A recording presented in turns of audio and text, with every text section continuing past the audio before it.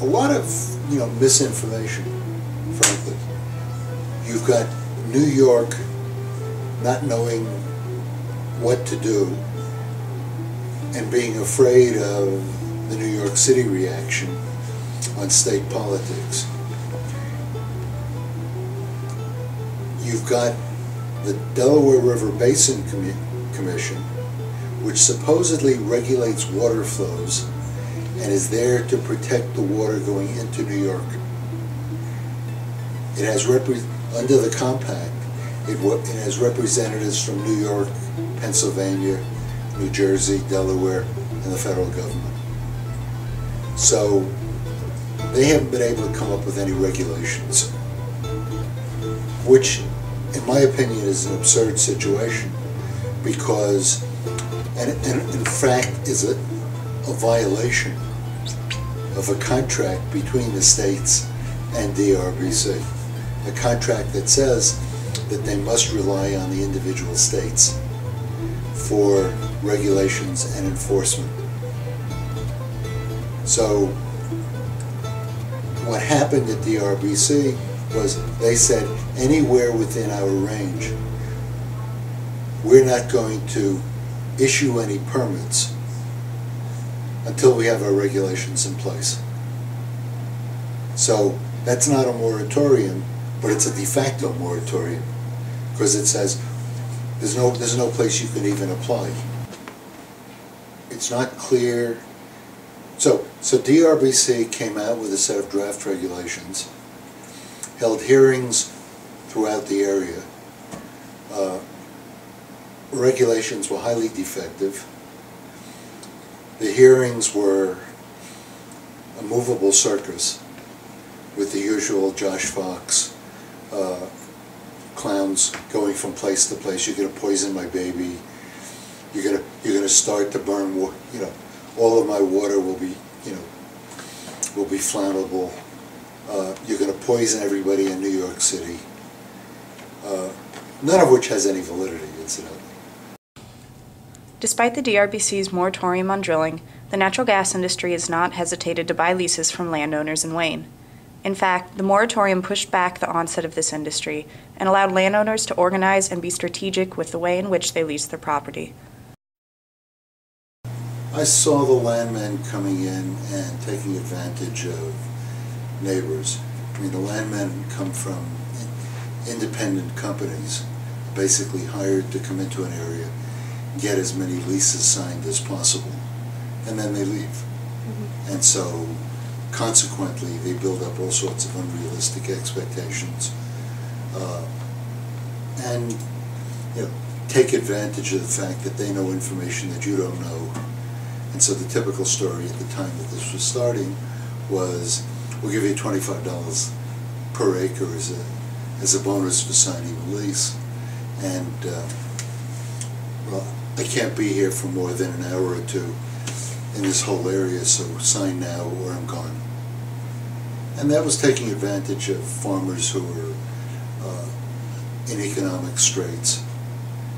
And basically what you had was a monopolistic situation, to sound academic, and one had to change it into at least an oligopolistic situation.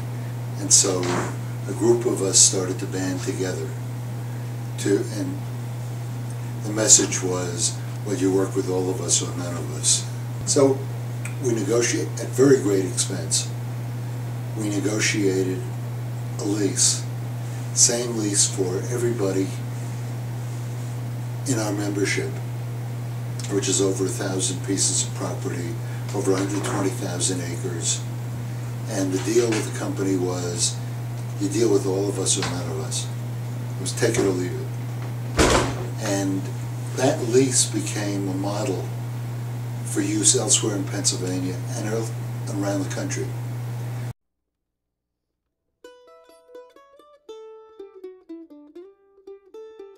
In fact, you've got a problem of an unending moratorium because there's no timetable for the resolution of the problems. And there are people, incidentally, thinking of legal suits against DRBC, saying that that it's what's known as a taking, you're taking away my rights as a property owner. As somebody who owns property, I have a right to invite you on my property, keep you off my property. I have a right to use it to earn a living, etc., etc.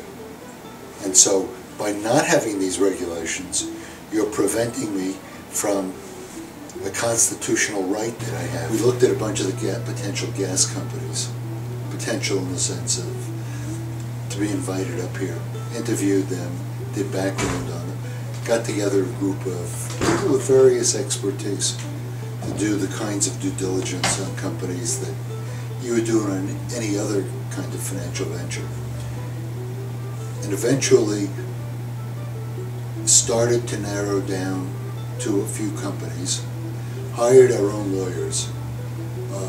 I was chairman of the committee that hired the lawyers, and our criteria were they had to know the field, but also have a major environmental law practice, because there were a number of environmental concerns that were of paramount importance to us. And the idea of picturing farmers and local landowners and saying all they're interested in is money is nonsense, because the farmers depend upon their land in order to do anything. We've mined coal in the past. We mine bluestone. I timber on my land. I grow crops on my land. The common denominator is on my land, on my land, on my land, on my land. So how is a gas well any different? I mean, that's the line of reason. And a gas well can bring me money and save the farm, which is the only thing I have to leave to my kids.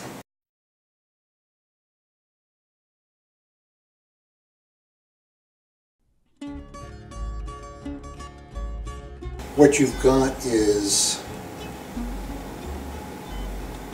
the resident property owners are, for the most part, not 100%, in favor of responsible gas exploration. You meet our environmental concerns and go ahead. The weekenders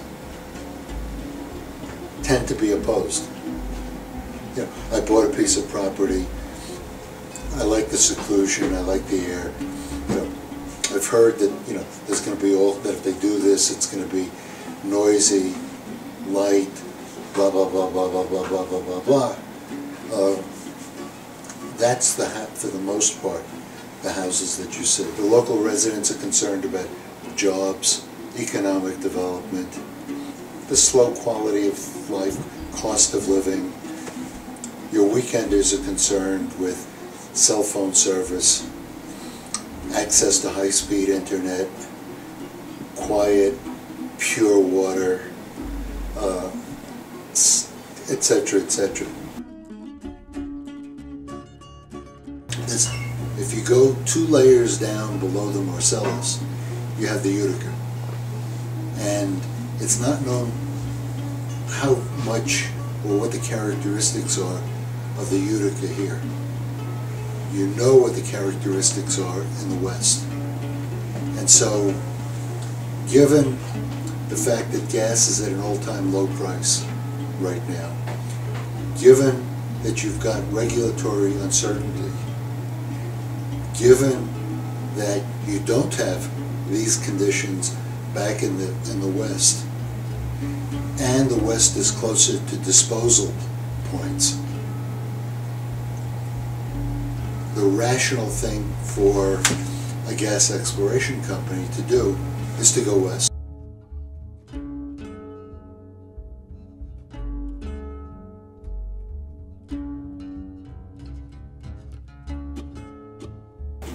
You find much more receptiveness to this kind of thing as you go west, because that's coal territory. The first oil wells in the country was the Drake oil well out in Titusville. Here it's something new, and you get this fear of, these strangers coming in from Texas, etc., etc. You know, there'll be crime, prostitution, drugs, blah, blah, blah, blah, blah, blah, blah. And frankly, there may well be some increase. It'd be hard to tell whether it's due to gas or due to the economy, etc., etc.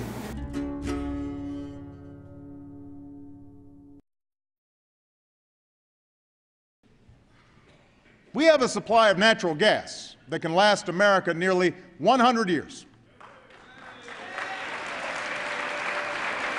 And my administration will take every possible action to safely develop this energy. So you're talking about an entire sections of the United States. Huge percentages are going to be in seeing what we're seeing. Oil isn't enough. This country needs an all-out, all-of-the-above strategy that develops every available source of American energy.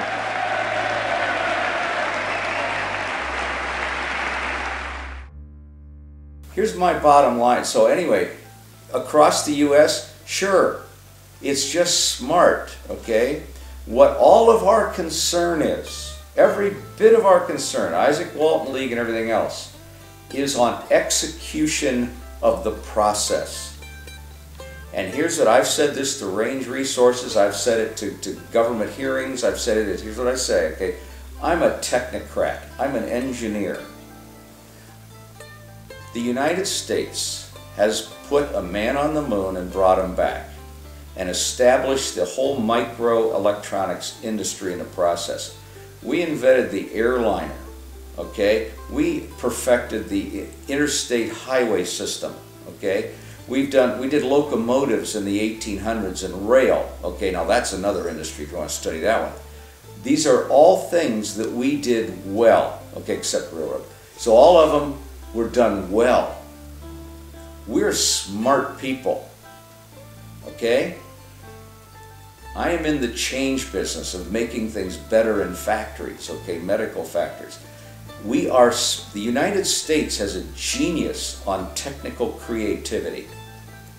Now, we've outlined to you roads falling apart, bridges falling in, basically some corruption in the government, okay?